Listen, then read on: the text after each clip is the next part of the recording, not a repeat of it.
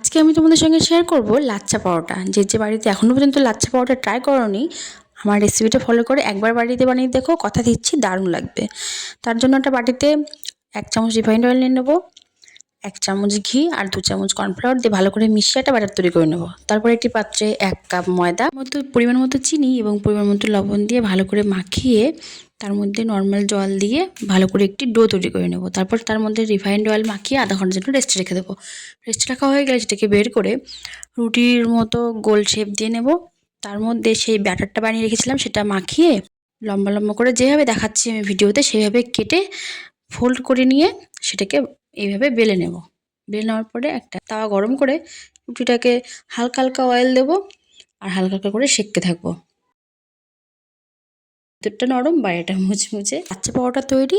ভালো লাগলে অবশ্যই ভিডিওটি সাবস্ক্রাইব করে দিও, লাইক কমেন্ট শেয়ার করে দিও।